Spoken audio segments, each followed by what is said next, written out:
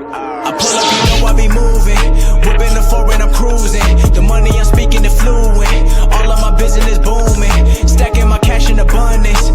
All of my family funded. Finally got what I wanted. Life is amazing, I love it. Everyone know that I run it. Yeah, look at me now, I came up. I've been thinking back then when I almost gave up on the game cause I never got it my way. Yo les postos, c'est Sacha, bienvenue dans cette nouvelle vidéo Mercato et on commence avec la Ligue des Champions. Jean-Michel Aulas donne la date du match retour contre la Juventus de Turin.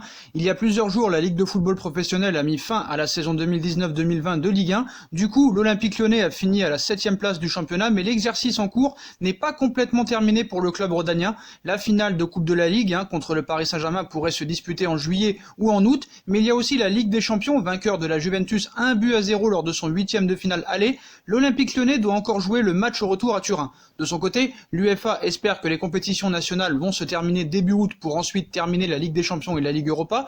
Et sur RTL, le président de l'Olympique Lyonnais, Jean-Michel Aulas, a avoué que le match retour au Juventus Stadium se jouerait bien le 7 août, où il cite « Le match contre la Juve est confirmé le 7 août à Turin et à huis clos. Si les recours n'aboutissent pas, c'est envoyer Lyon et Paris se faire massacrer par des équipes qui auront une préparation que les autres n'ont pas. » Pour rappel, il est possible que les autres championnats reprennent, mais la Ligue 1 ne reprendra pas. Quoi qu'il arrive, le Paris Saint-Germain et l'Olympique Lyonnais auront un certain désavantage.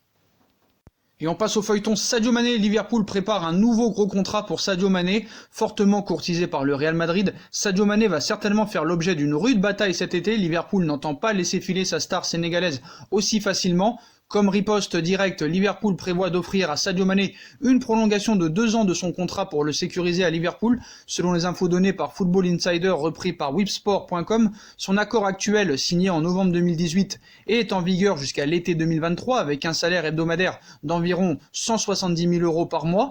Donc les Reds de Liverpool sont conscients du vif intérêt du Real Madrid avec Zidane, qui est un grand admirateur de Sadio Mané et rêve de l'intégrer dans son équipe pour redynamiser son attaque la saison prochaine. Sadio Mané a marqué 77 buts et fourni 34 passes décisives en 161 matchs avec les Reds depuis son arrivée à l'été 2016. Pour le Real Madrid, il faudra mettre au moins 150 millions d'euros sur la table pour espérer faire venir Sadio Mané au Real Madrid.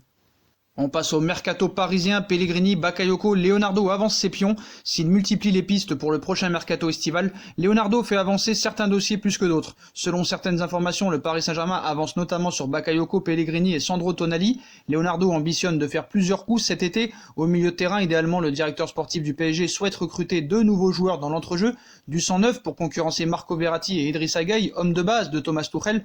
Avec les départs souhaités d'Ander Herrera et Julian Draxler, Paris pourrait avoir la possibilité de faire venir 2 nouvelles recrues, et pour cela Leonardo multiplie les pistes. Comme révélé récemment, le Brésilien est sur tous les fronts avec de nombreux dossiers ouverts, notamment en Italie, une manière de brouiller les pistes. Pas nécessairement, Leonardo souhaite surtout avoir le choix et se prépare à toutes les éventualités en fonction du budget qui sera le sien dans les semaines à venir. Bakayoko et Pellegrini, ça avance. Récemment, Leonardo a missionné Marco Verratti pour tenter de convaincre Sandro Tonali de venir au Paris Saint-Germain, mais le joueur privilégie une destination en Italie et ne souhaite pas quitter son pays natal pour le moment. Dans le même temps, le Brésilien continue d'avancer ses pions sur les dossiers Bakayoko et Pellegrini. Selon certaines informations, Leonardo a encore fait un pas en avant vers ces 2 dossiers pour préparer le PSG à une offensive et ainsi permettre au club d'aller plus vite. Si ce sont les joueurs que Paris pourra recruter cet été, il faudra les recruter.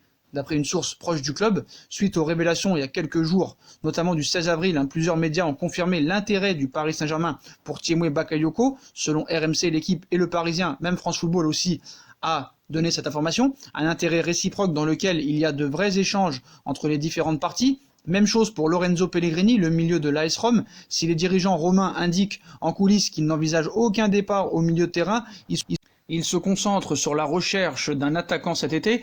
Ils ne pourront pas s'opposer à un départ de Pellegrini en juillet puisque celui-ci dispose d'une clause libératoire à 30 millions d'euros active à partir du 1er juillet et qui deviendra complètement caduque le 31 du même mois. Une dépense dans les cordes budgétaires du PSG, un profil qui colle à ce que recherche Leonardo, mais impossible à l'heure où nous faisons cette vidéo de dire avec certitude qui pourra être parisien cet été. La shortlist parisienne est très large et Leonardo sonde avec beaucoup d'amplitude un marché très ouvert au poste de milieu de terrain. Pour rappel, le PSG songe aussi à Ismaël Bennacer du Milan AC, Wilfried Ndidi de Leicester, Fabian Ruiz du Napoli et selon certaines sources, le profil de Franck Kessie du Milan AC serait également étudié. Voilà les postos, voilà pour toutes les infos mercato du jour. Comme d'habitude, dites-moi en commentaire ce que vous en pensez. Je compte sur vous pour bombarder la barre de like. On like, on partage, on commente, on s'abonne, on active la petite cloche pour être tenu au courant des vidéos qui vont sortir. On me rejoint sur mes différents réseaux sociaux, Instagram, Facebook, Snapchat, Twitter, ainsi que sur Utip si vous voulez aider la chaîne à faire évoluer ou regarder les pubs gratuitement. Voilà, n'hésitez pas aussi à vous abonner à ma deuxième chaîne YouTube No Feeling qui sera en lien en bas en description. Voilà les postos, je vous souhaite une bonne continuation